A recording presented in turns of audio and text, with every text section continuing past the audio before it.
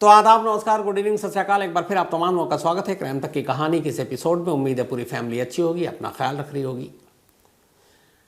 आफताब को रोहिणी के forensic science laboratory में करीब 5 घंटे तक ले जाकर रखा गया और वहाँ उसके बाद उसका पॉलीग्राफ टेस्ट हुआ, यानी कि वो कितना सच बोल रहा है और कितना झूठ बोल रहा है। मैंने आपको 1-2 दिन पहले ये जानकारी भी दी थी कि उससे क्या सवाल पूछे जाएंगे। उसकी एक लिस्ट दिल्ली पुलिस के आईओ इंस्पेक्टर राम सिंह और जो साइकेट्रिस्ट हैं उन लोगों ने मिलकर तैयार किया। हालांकि पॉलीग्राफ टेस्ट पहले कराना नहीं था, लेकिन उसके बाद ज़रूरत पड़ी नार्को टेस्ट से पहले। अब बहुत मुमकिन है आज जो पॉलीग्राफ टेस्ट हुआ है कल 4 से 5 घंटे के बीच, इसके बाद नार्को टेस्ट या तो कल या परसों शायद हो जाए। पॉलीग्राफ टेस्ट में बहुत सारे सवाल पूछे गए। जो हमारे सोर्सेज हैं जिन्होंने जानकारी दी, जो हमारे रिपोर्टर हैं जिन्होंने बताया, इस पूरे पॉलीग्राफ टेस्ट का पहला तो ये था कि आफताब कितना सच बोल रहा और झूठ, ये अंदाज़ा लगाना, ताकि नार्को टेस्ट में सही मानों में उसको पकड़ सकें। लेकिन ये भी था कि यहाँ पे जब पॉलीग्राफ टेस्ट हो रहा है तो सारा कुछ जानकारी भी निकाली जाए।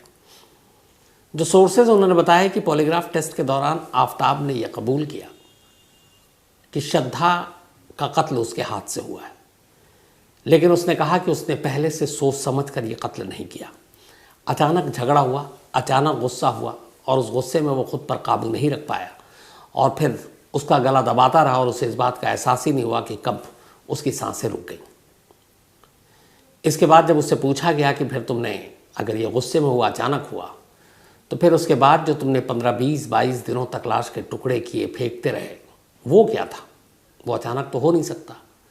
तब उसने बताया कि फिर वो घबरा गया, वो डर गया कि मैं पकड़ा जाऊंगा, तो इससे कैसे बचूं। तो उसने कहा कि अगर मैं लाश के टुकड़ों को अलग अलग फेंकूं तो शायद पुलिस ढूंढ ना पाए और ये कड़ी भी ना जुड़ पाए कि वो लाश के टुकड़े किसके हैं। और उसके बाद ही जब ये कत्ल हो गया, उसके कई घंटे के बाद ये ख्याल आया कि मुझे लाश के टुकड़े करके इसे फेंकना है। तो वहाँ से आया, उसके बाद मैंने फिर सारी प्लानिंग धीरे धीरे शुरू की। अब कहाँ कहाँ टुकड़े फेंके, इसको लेकर अभी भी वो पॉलीग्राफ टेस्ट में उन्हें लगता है कि कई जगहों पे झूठ बोल रहा है, क्योंकि इसके जो तमाम चीज़ें थी, चाहे वो मेंटली इसके दिमाग का या फिर इसके pulse rate, blood circulation, heart beat, ये जो बोल रहा था, ज़ुबान और दिल दोनों एक दूसरे का साथ नहीं दे रहे थे। ऐसा लग रहा था कि किस जगह पर झूठ बोल रहा है। लेकिन कुल मिलाकर 4-5 घंटे पॉलीग्राफ टेस्ट हुआ है और जो पुलिस की टीम है और फॉरेंसिक एक्सपर्ट्स हैं वो इस पॉलीग्राफ टेस्ट से पूरी तरह सेटिस्फाइड हैं। उनको लगता है कि अब कुछ चीज़ें ऐसी मिल गई हैं, कुछ ऐसे पॉइंट्स मिल गए हैं जो नार्को टेस्ट में बड़े काम आएंगे। तो इससे पहले कोर्ट पे, उससे पहले पुलिस में, अब तीसरी बार पॉलीग्राफ टेस्ट में भी आफताब अब तक ये एक्सेप्ट करता आया है कि उसने श्रद्धा का कत्ल किया, लेकिन अचानक गुस्से में हुआ। हालांकि जब कोर्ट में यह मामला जाएगा तो वहाँ देखने लायक होगा कि वो कटघरे में खड़ा होकर जज के सामने अपने इसी बयान पे कायम रहता है या वहाँ पलट या मुकर जाता है, जैसा कि आमतौर पर कोई भी कातिल या मुजरिम करता है। और पलटे या न पलटे, इन तीनों बयान के अब तक कोई मायने है नहीं अगर रिकॉर्ड पे देखा जाए तो। लेकिन अब इसी पॉलीग्राफ टेस्ट से कि उसने कहा मुझने अचानक किया और मैंने पहले से नहीं सोचा था, एक ऐसा दस्तावेज, एक ऐसा डॉक्यूमेंट सब सामने आया आज ही के दिन, जिससे ये लगता है कि आफताब झूठ बोल रहा है। ये कत्ल अचानक उसने नहीं किया है, क्योंकि ये डॉक्यूमेंट्स ऐसा है जिसको कहीं झुटलाया नहीं जा सकता, किसी अदालत में भी नहीं झुटलाया जा सकता। तो पॉलीग्राफ टेस्ट में जो उसने कहा कि मुझसे गुस्से में अचानक कत्ल हुआ है, ये डॉक्यूमेंट जो आज मैं आपके सामने अभी रखूँगा, पढ़ूँगा भी, इसको पढ़ने के बाद आपको भी अंदाज़ा और यकीन हो जाएगा कि आफताब झूठ बोल रहा है। उसने इस कत्ल की स्क्रिप्ट तो बहुत पहले लिख ली थी, उसने इसकी कहानी पहले तैयार कर ली थी, बस शायद तारीख या डेट या साल नहीं लिखा था कि कब मारना है। वरना जिस तरीके की ये स्क्रिप्ट है, जो रिपोर्ट है, ऐसा इत्तेफाक आमतौर पर देखने को नहीं मिलता। आज 23 नवंबर है, 23 नवंबर 2022, 23 नवंबर 2022। आज से ठीक 2 साल पहले, यानी एक साल में 365 दिन होते हैं, तो 730 दिन, 730 डेज पहले, आज से 23 नवंबर 2020, 23 नवंबर 2020, ये है 23 नवंबर 2022। 23 नवंबर 2020 को श्रद्धा मुंबई के वसई इलाके में एक पुलिस स्टेशन है तुलिंज। इस तुलिंज पुलिस स्टेशन में एक पन्ने का रिपोर्ट लिखाती है। वो जो रिपोर्ट की कॉपी है, मैं वर्णिता से कहूँगा वो इस कहानी में आपको दिखाएगी, खासतौर पर उस लाइन को हाईलाइट करके। तो 23 नवंबर, आज से ठीक 2 साल पहले आज ही की तारीख, श्रद्धा तुलिंज पुलिस स्टेशन में एक रिपोर्ट लिख कर देती है। कंप्लेंट कहें इसको, बल्कि जानते हैं उस कंप्लेंट में श्रद्धा ने क्या लिखा था? श्रद्धा ने यह लिखा था कि आफताब, बल्कि हूबहू अगर मैं उसको बताऊं आपको जो उसने कहा, उसने लिखा श्रद्धा ने उस कंप्लेंट में, उस कंप्लेंट की कॉपी को पढ़िएगा, इंग्लिश में मैं ट्रांसलेट करके बता रहा हूं। आज उसने मेरा गला घोंटकर मारने की कोशिश की, उसने मुझे डराया, ब्लैकमेल किया, साथ ही ये भी धमकी दी या ये भी कहा कि मुझे मार डालेगा, मेरी लाश के टुकड़े करेगा और फिर उन्हें बाहर फेंक देगा। 23 नवंबर 2020, आज से 2 साल पहले ये बात श्रद्धा ने अपनी हैंडराइटिंग में, अपने हाथों से लिखे पुलिस कंप्लेंट में तुलिंज पुलिस स्टेशन को जाकर सौंपा। ये वो लेटर की कॉपी जो आप स्क्रीन पर देखेंगे। तो 2 साल पहले श्रद्धा कह रही है कि वो मुझे गला घोंट कर मारेगा, फिर मेरी लाश के टुकड़े करेगा और उन टुकड़ों को बाहर फेंक देगा। इस खत के हिसाब से, इस कंप्लेंट के हिसाब से अगर चलें, 23 नवंबर 2020 और श्रद्धा का जिस दिन कत्ल हुआ उस तारीख पर आए 18 मई, लगभग इस खत के लिखने के या इस कंप्लेंट के लिखने के 1.5 साल के बाद जो श्रद्धा ने लाइनें लिखी, हूबहू वही लाइनें सच हो गई। श्रद्धा ने लिखा कि वो मेरा गला घोंटेगा। आफताब ने कहा 18 मई की रात उसने श्रद्धा के सीने पर बैठकर दोनों हाथों से उसका गला घोंटा। श्रद्धा ने लिखा कि वो मेरी लाश के टुकड़े करेगा, उसने उसके टुकड़े किए। उसने कहा कि फिर वो घर से बाहर फेंक देगा, उसने उन टुकड़ों को 20 दिनों तक घर के बाहर फेंका। ये अजीब सिर्फ इत्तेफाक है या फिर एक तरह से जो कुछ आफताब ने कहा था वो जानता था एक दिन वो उसके साथ करेगा? क्योंकि इत्तेफाक नहीं हो सकता, सारे इत्तेफाक एक साथ ऐसे इत्तेफाक हों, ये पॉसिबल नहीं है। उसके दिमाग में ये चीज़ें थीं और इसीलिए वो कहता था, और यही बात है कि श्रद्धा ने फिर ये कंप्लेंट लिखी। तो ये लेटर उस बात का सबूत है कि कत्ल बेशक श्रद्धा का 18 मई 2022 को हुआ, लेकिन 23 नवंबर 2020 को ही ये बात श्रद्धा ने खुद अपने हाथों से लिख दी थी। अब सवाल ये है कि जब 23 नवंबर 2020 को ये लिख रही है अपने हाथ से, अपनी हैंडराइटिंग में, कि आफताब ने मुझे धमकी दी, वो मुझे गला घोंट कर मारेगा, मेरी लाश के टुकड़े करेगा और बाहर फेंक देगा, तो फिर ऐसी कौन सी मजबूरी थी कि वो उसी आफताब के पास लौट कर गई? तो इसी खत में एक जगह और उसका जिक्र है, इसी कंप्लेंट में। उसने कहा कि कंप्लेंट में आप देखिएगा भी कि आफताब ने मुझे पहले भी मारा पीटा, लेकिन हम दोनों जल्दी शादी करने वाले हैं। इसका मतलब है कि श्रद्धा सच में आफताब से प्यार करती थी, शादी करना चाहती थी। तो शादी करना चाहते हैं, लेकिन अब जो जिस तरीके से वो मेरे साथ बर्ताव कर रहा है उसके बाद शायद ये शादी नहीं होगी, तो उसके बाद जो कुछ होगा वो समझिए मेरे साथ जो भी हुआ आफताब ने किया। तो आखिर में वो सब कुछ लिखने के बावजूद ये बता रही है कि वो आफताब से शादी करना चाहती थी, खुद अपने हाथ से लिख रही है। लेकिन अब इस कंप्लेंट के बाद फिर जब उसे मालूम है कि आफताब उसके साथ ऐसा करेगा, तो सवाल ये है कि श्रद्धा वापस आफताब के पास क्यों गई? तो इसकी कहानी फिर ये थी कि श्रद्धा जब हॉस्पिटल में थी, जब उसे मारा पीटा गया, इसी 23 नवंबर के दरमियान, 22 नवंबर को पिटाई हुई, उसको पीटा, फिर वो हॉस्पिटल में थी। 23 नवंबर को उसके दोस्तों ने कहा तो ये कंप्लेंट की कॉपी दी। अब आफताब श्रद्धा को फ़ोन करने लगा और श्रद्धा ने फ़ोन नहीं उठाया, मैंने आपको पहले कहानी में सुनाई है। फिर आफताब के घर वालों ने फ़ोन करना शुरू किया। तब फिर आफताब ने श्रद्धा को इमोशनल ब्लैकमेल किया और कहा कि अगर तुम वापस मेरी ज़िंदगी में नहीं लौटी तो मैं खुदकुशी कर लूँगा। कहते हैं यहीं पे श्रद्धा जो है वो पिघल गई और फिर आफताब ने माफ़ी मांग ली।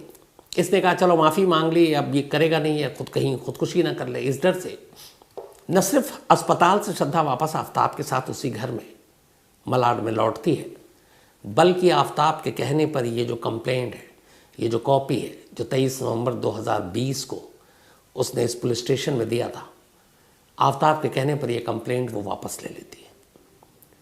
उस थाने के जो इंचार्ज हैं उन्होंने बाकायदा रिकॉर्ड पर, माइक पर ये बात कही कि जब कंप्लेंट आई तो हम कार्रवाई करने की आगे बढ़ रहे थे, लेकिन फिर कंप्लेनेंट ने ही खुद आगे बढ़कर अपनी कंप्लेंट वापस ले ली, यानी श्रद्धा ने वापस ले ली, और इसलिए हम आगे कोई कार्रवाई नहीं कर पाए। और कानून भी यही कहता है कि अगर कंप्लेनेंट पीछे हट गया तो आप कुछ नहीं कर सकते। अब यहीं पे ये सवाल है कि अगर 23 नवंबर 2020 को श्रद्धा ने जो कंप्लेंट दी, जो बातें उसमें लिखी थी, अगर उसके बाद वो आफ्ताब के पास वापस नहीं लौटती, उसे छोड़ देती, तो यकीन मानिए आज श्रद्धा जिंदा होती। लेकिन कहीं ना कहीं उसे आफ्ताब से सच्चा प्यार था, उसे लगा कि वो सुधर जाएगा, उसे लगा कि अब वो उसके साथ वैसा नहीं करेगा, और वो लौट गई। और ये उसकी ज़िंदगी की सबसे बड़ी गलती नहीं बल्कि आखिरी गलती हो गई, क्योंकि इसके बाद 18 मई को वही सब कुछ हुआ जो उस खत में श्रद्धा ने खुद अपने हाथों से लिखा था। इत्तेफाक की बात है कि ये लेटर भी देखिए, ये कंप्लेंट की कॉपी आज ही बाहर आई है 23 नवंबर को, और वो 23 नवंबर भी 2020, तो तारीख 1 साल 2 साल का फ़र्क आ गया। हाँ, इसको इत्तेफाक कह सकते हैं। तो ये ख़त आया सामने, पॉलीग्राफ टेस्ट में उसने कहा, लेकिन अब इसी कंप्लेंट से ये पुलिस के हाथ में एक पुख्ता सबूत है कि तुम कह रहे हो अचानक हुआ, लेकिन तुमने तो पहले कहा था कि तुम गला घोट कर मारोगे, टुकड़े करोगे, टुकड़ों को ठिकाने लगाओगे, और तुमने ये बात 2 साल पहले कही, और सेम सब कुछ तुमने ऐसे ही किया। तो कैसे यकीन कर लें कि तुम अचानक तुमने कत्ल किया, गुस्से में हो गया, तुम पहले से कोई तुम्हारा इरादा नहीं था। तो यहाँ पे आफ्ताब न सिर्फ पुलिस के सामने बल्कि अदालत में भी घिर जाएगा, और ये एक पुख्ता सबूत है। बाकी पॉलीग्राफ टेस्ट हो चुका है। 25 नवंबर को उसकी जो पुलिस हिरासत की मियाद है वो ख़त्म हो जाएगी। तो दिल्ली पुलिस की अब कोशिश यही कि या तो कल या परसों, इन दोनों दिनों में अगर सब कुछ तैयारी हो गई तो उसका नार्को टेस्ट हो जाएगा, और एक बार नार्को टेस्ट हो गया तो बहुत सारे और जो खुलासे होने बाकी है वो सामने आ जाएंगे। तो पॉलीग्राफ टेस्ट की बाकी डिटेल, नार्को टेस्ट हुआ तो उसके बाद उसकी क्या डिटेल, हमारी कोशिश होगी, हमारी पूरी टीम लगी हुई है, जैसे ही वो सारी जानकारी आएगी आप तक ज़रूर पहुंचाऊंगा। आज इसी केस से जुड़े हुए बहुत सारे लोगों के सवाल भी हैं, तो मैंने कहा कि अगर मैं लंबी कहानी सुनाता हूं तो फिर वो सवाल रह जाते हैं, तो मैं आज कोशिश करूंगा, क्योंकि कॉमन मेल देख रहा हूं, उसमें कॉमन वही सब सवाल है, लेकिन एक सवाल 25-25 लोग पूछ रहे हैं, तो मैंने कहा कि हर एक को मेल पर रिप्लाई करूँगा, आज आपके तमाम सवालों के जवाब दूँ। बस उससे पहले जो अपना सिलसिला उससे शुरू कर लेते हैं। आज सृजन दीक्षित, इनका जन्मदिन है, तो हैप्पी बर्थडे सृजन। साथ ही डॉक्टर धार्मिक तिलिया, इनका भी आज जन्मदिन है, तो हैप्पी बर्थडे डॉक्टर धार्मिक साहब। राजा, ये रोहिणी दिल्ली से हैं, और उसी वहीं जगह रोहिणी में ही फॉरेंसिक लैब भी है, तो राजा का भी आज जन्मदिन है। इनका फॉरेंसिक लैब से कोई लेना देना नहीं है वैसे, तो हैप्पी बर्थडे राजा।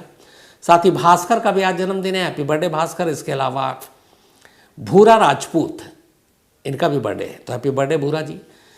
इसके अलावा नम्रता येलकर, इनका भी बर्थडे है, तो हैप्पी बर्थडे नम्रता। और सुयोग मास्कर ने भेजा है। साथ ही रोहन प्रांचपे, इनका भी आज बर्थडे है, तो हैप्पी बर्थडे रोहन साहब। और नमिता जी ने भेजा है, ये उनके हस्बैंड हैं कनाडा से, and thank you so much आप दोनों की कहानी देखने और इस प्यार भरे मेल के लिए। साथ ही भारती दत्तिन, इनका भी आज बर्थडे है, तो हैप्पी बर्थडे भारती जी।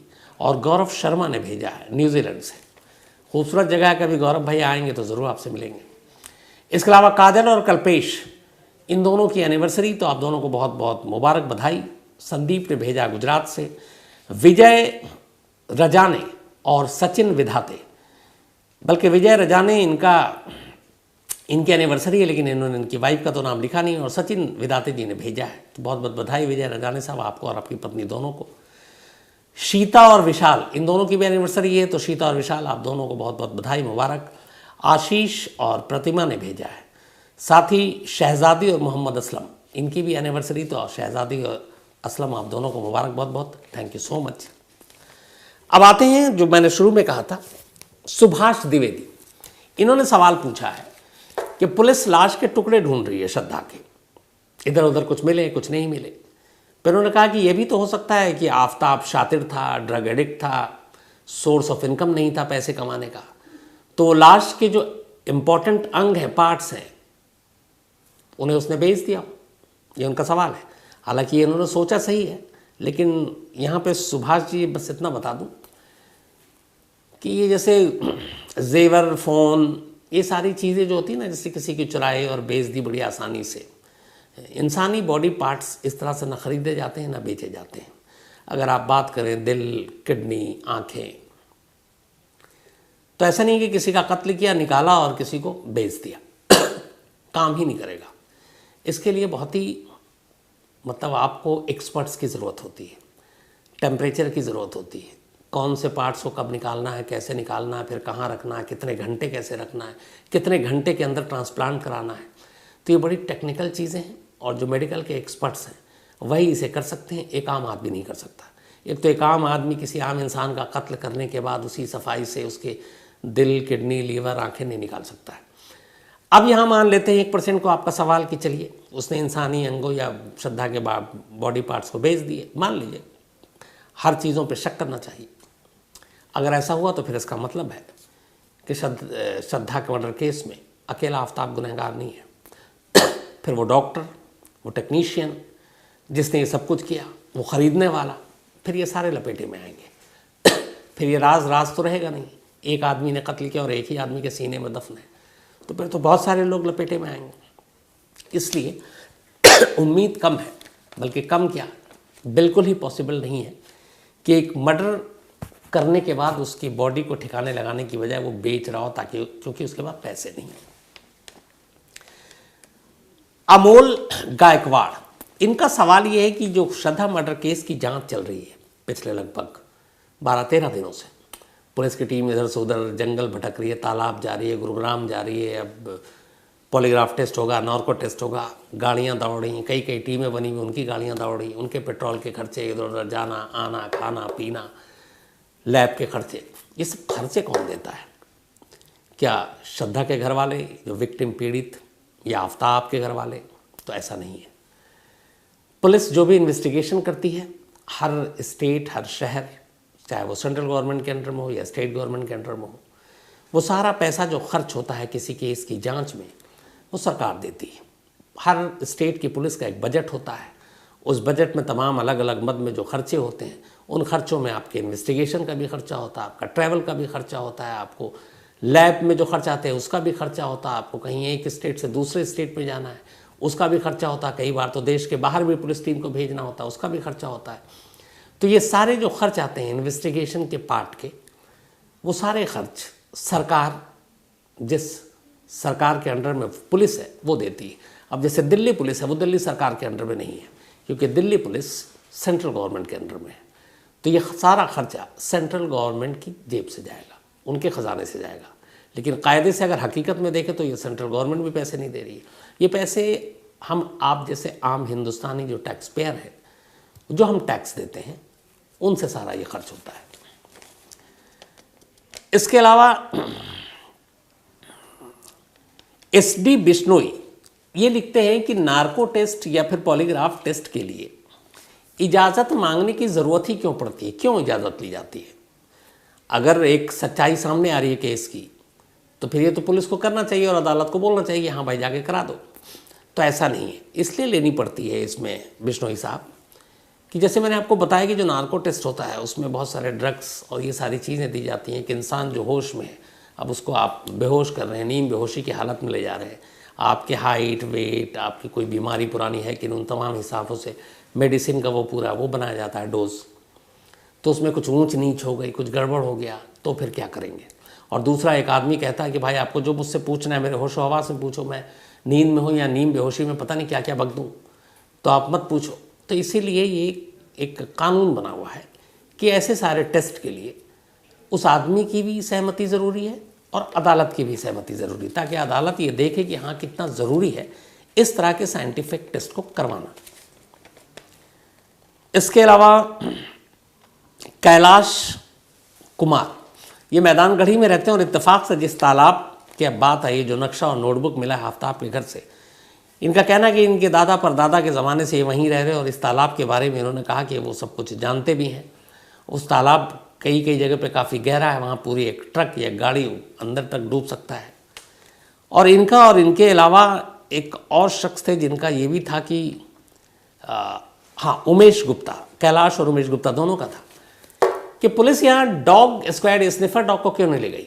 जो लाश को ढूंढ रहे हैं, सामान कपड़े ढूंढ रहे हैं, तो उसे क्यों नहीं ले गए सुंघा कर? तो ये सवाल पहले भी किसी ने पूछा था और हम लोगों ने इस बारे में पुलिस से भी बात की थी। तो उनका जवाब था कि स्निफर डॉग या पुलिस के खोजी कुत्ते तब कारगर साबित होते हैं जब मामला नया नया हो और ताज़ा ताज़ा हो। अब यहाँ पर क्राइम सीन धुल चुका है, वहाँ से कोई कुत्ते को कोई ऐसी चीज़ है ही नहीं जो आप स्निफर डॉग को सुंघाएंगे। स्पॉट पे आप ले जाओगे, स्पॉट 6 महीने पुराने हो चुके, इस दौरान में मानसून भी आया, बारिश भी हुई धुआंधार, उसके बाद ना मालूम कितने कूड़ा करकट फेंके गए, तो उन चीज़ों से भी कुछ नहीं है। फिर ऐसी कोई चीज़ जो उसको सुंघा कर और उसके पीछे फिर दौड़ा जाए, वो कोई चीज़ हाथ में ही नहीं है। तो इसीलिए बहुत सारे लोगों का सवाल था कि ये जो ढूंढा जा रहा है इसमें स्निफर डॉग का इस्तेमाल क्यों नहीं किया जा रहा। तो उसकी वजह जो एक्सपर्ट्स ने बताई वो यही है कि हमारे पास स्निफर डॉग को सूंघवाने के लिए कोई चीज़ ही नहीं है, और उसकी वजह यह है कि 6 महीने पहले की बात है। इसलिए स्निफर डॉग ऐसी जगह पर कोई मदद नहीं कर पाएंगे। साथ ही कुछ लोगों के और जो सवाल थे, जिसमें शुभम हैं, अनिल हैं, इमरान हैं, तौसीफ़ हैं, बबलू है, इनका ये कहना था कि टुकड़े मिल गए, डीएनए की रिपोर्ट आ गई, सब कुछ हो गया, लेकिन सर, चेहरा, बाकी चीज़ें ना मिले तो क्या होगा, आफताब बच जाएगा? बिल्कुल भी नहीं। मैंने ये पहले भी इस बात का जवाब दिया है कि अगर एक भी लाश का छोटा सा भी टुकड़ा ये गवाही दे दे साइंटिफिक तरीके से डीएनए मैच करके कि ये श्रद्धा की लाश के टुकड़े हैं, और उनके पिता और भाई से मिल जाए, क्योंकि उनकी माँ इस दुनिया में है नहीं श्रद्धा की, 2020 में कोरोना से मौत हो गई थी श्रद्धा की माँ की, तो उतना काफ़ी है, क्योंकि अदालत में फिर ये साबित हो जाएगा कि श्रद्धा इस दुनिया में नहीं है और ये डीएनए से मैच कर गया है, ये उसकी लाश का एक टुकड़ा है। और फिर उसके बाद बाकी की कड़ियाँ जो है सर्कमस्टेंशियल एविडेंस से लेके बाकी आफताब से तो मिलता ही है, तो वहाँ पे बचने की कोई गुंजाइश बचेगी ही नहीं। इसके अलावा Shubham Singh, thank you so much. Aman Verma, Verma की दुनिया, इनका एक ब्लॉग है, इन्होंने भेजा है, तो आप लोग भी देखिएगा। साथ ही राहुल कुमार, और thank you so much, Muzaffarnagar से हैं ये। शिवम आज़ाद, थैंक यू आपका भी। Nishu Jangra, thank you so much. साथ ही सजरुल रहमान, आपका भी शुक्रिया। अमित तिवारी, आपका भी शुक्रिया। इसके अलावा शिवम उपाध्याय और गरिमा, थैंक यू सो मच। चिराग खलासी, एक कहानी की फरमाइश की है। उस्मान अंसारी, धर्मेंद्र यादव इंदौर से, इसके अलावा सलीम हुसैन एमपी से, thank you so much. Shamim Ansari हैं, और इसके अलावा बबलू शेख हैं। तो आप तमाम लोगों का शुक्रिया। तो आज कहानी में इतना ही। अब आपसे मुलाकात होगी कल रात 9 बजे किसी नई कहानी के साथ। तब तक अपना ख्याल रखिए। Thank you very much.